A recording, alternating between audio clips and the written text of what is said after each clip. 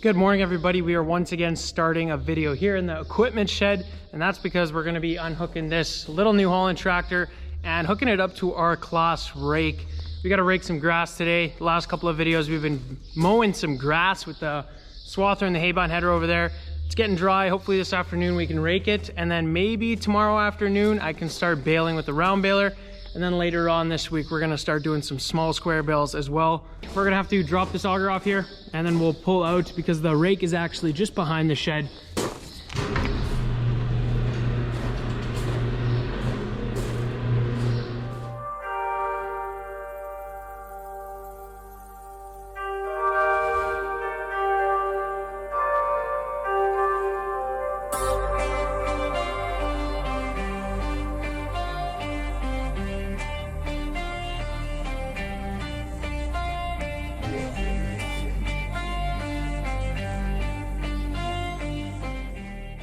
This tractor has an on-off switch, which just is absolute, because sometimes when you turn the tractor off, even if the ignition is completely off, it'll still drain the batteries for some reason. And just to kind of get around that, we have that switch there. Off is off. It's never going to drain the batteries like that. We'll let this thing warm up a little bit. In the meantime, we're going to drop this auger off right here. We can still get those two trucks out even though the auger's behind it, because the back wall there is actually a big sliding door. And we can just drive them straight out if we needed to.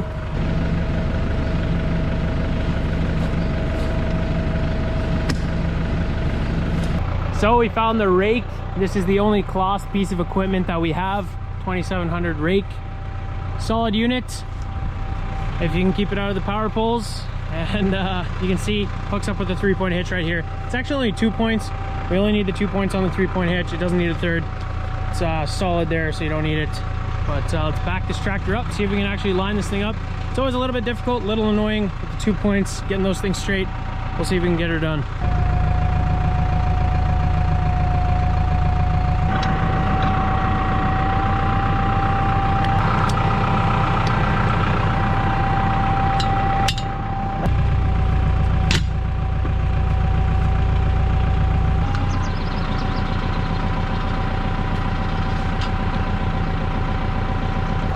That should be it. Got her all hooked up. I'll pull it in front of the shop, and my sister Miriam is actually going to be running this thing. She always does all the raking. It's a nice job.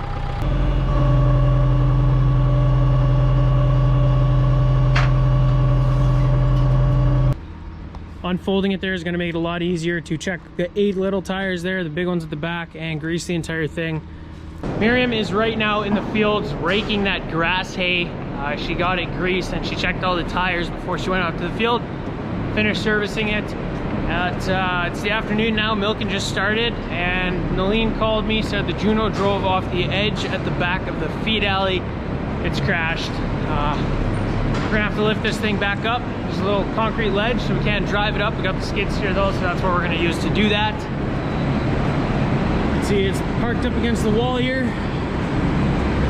And there's just this ledge here at the end of the feed alley, and that's why we can't just drive it. So we're gonna have to use the Bobcat when she's done scraping here, lift it up, put it over there. You know, I don't blame this Juno at all. It is hot out here today.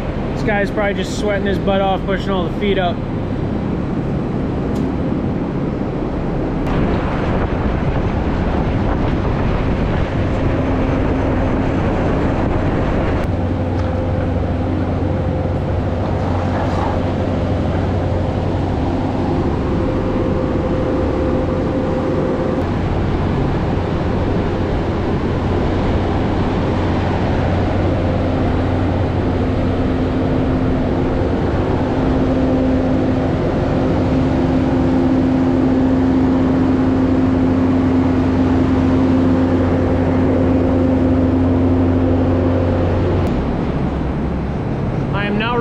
I should have taken advantage when the Bobcat was hooked up to this thing and taken it all the way to the front of the barn to its charging station, because it lost its route.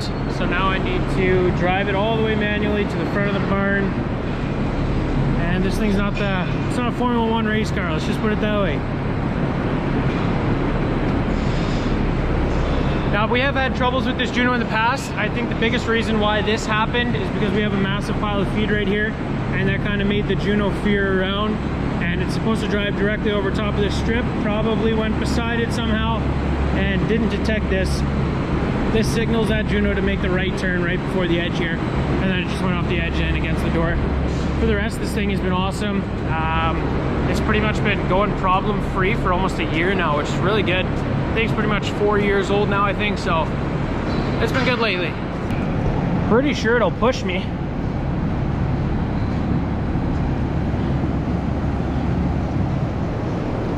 It's pretty good. Yeah, this thing's pretty strong.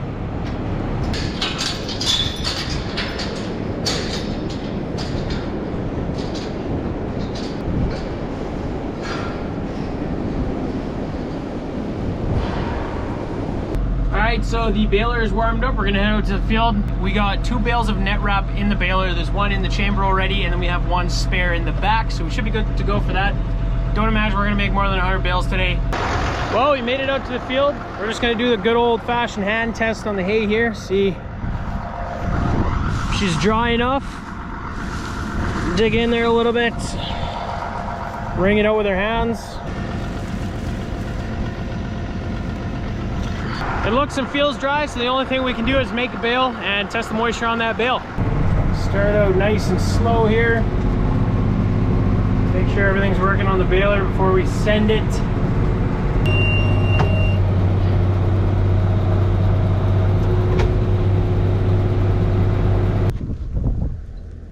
13.3, 9.7. So the moisture sampler says it's good, which is awesome. We're gonna make some bales here. Another thing you can always do is just press on the side of the bale, and if it feels like a rock, like it's super heavy, then it's obviously too moist, but it doesn't feel too heavy. You can kind of feel it rocking back and forth a little bit. So now you know also that it's dry enough, it's not too wet and heavy.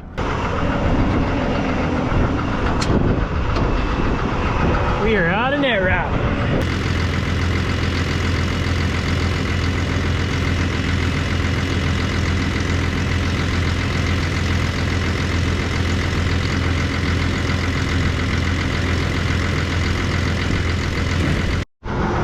That's a new roll.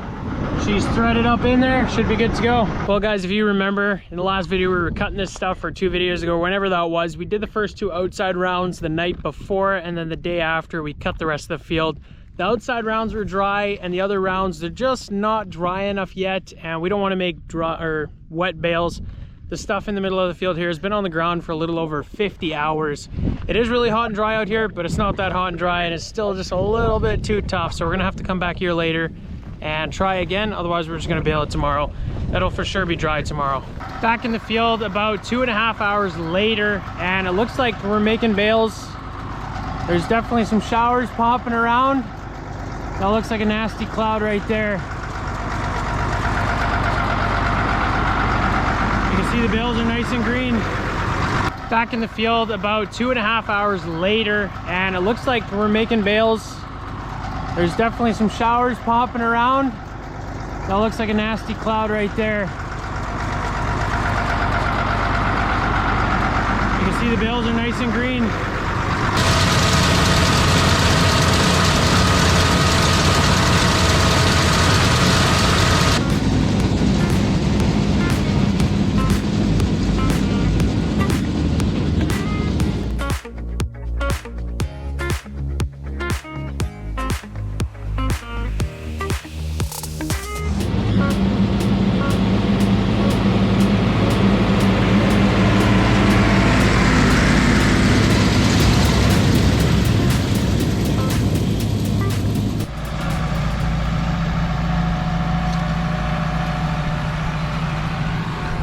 Once again, the next day today, you can see my sister Miriam. She is on the rake and she's raking this patch of grass.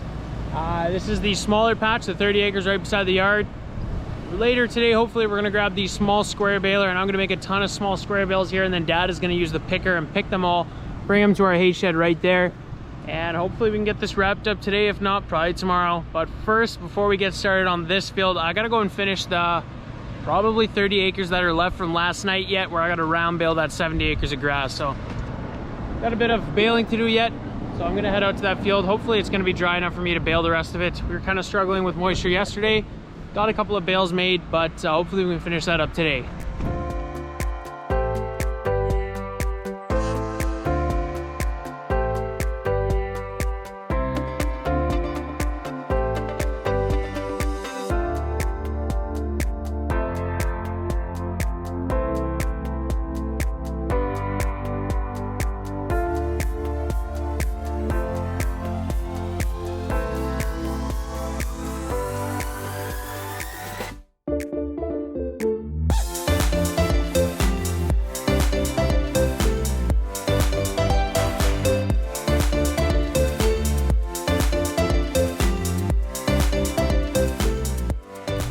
Well, we finished round baling. That field went pretty quick. It was a little over an hour of baling we had left to do there. Miriam finished raking everything, and now I stole the little New Holland that she was driving. We dropped the rake off and grabbed our small square baler. You can see Dad there in the bale picker. He's following me straight out to the field. He wants to get going. We're gonna try and make some small squares now. Super excited for that. Yay. So the moisture's looking good. We made about 5 bales. That was a failed bale, but the rest are tied good, so that's awesome. They're a little bit short though, and it's really important that they're exactly 3 feet long, because otherwise the bale picker, my dad is really going to struggle to pick them up because they won't stack properly. That bale picker is made for 3-foot bales. So we got to adjust something here on the small square baler. It's all mechanical how this thing works. It's not like a screen I can type in. I just have to adjust this thing right here, and that's how it kind of regulates the length of the bales.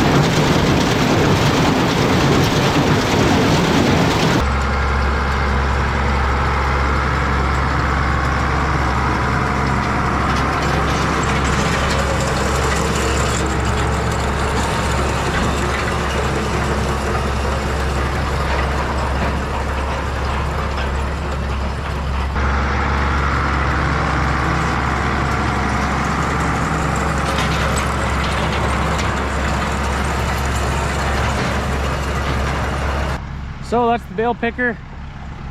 It's also an older machine, but it still works pretty good. We used to have a smaller wagon and that thing didn't work worth a crap. Then we bought this one and it's working a lot better. That thing holds, I think, 160, maybe 163 bales, something like that. We can stack them in that little hay shed that we have back at the farm. It is awesome to be done with these small squares. It's not exactly my favorite job, but again, it's just time consuming. It's not actually that bad at all. And once you're done, it's awesome to have all these small squares for the calves in the barn, so that's awesome. So since we're done using this thing, we're gonna clean it off. Got this cordless leaf blower. Gonna see how it works on the equipment here. Turn it up.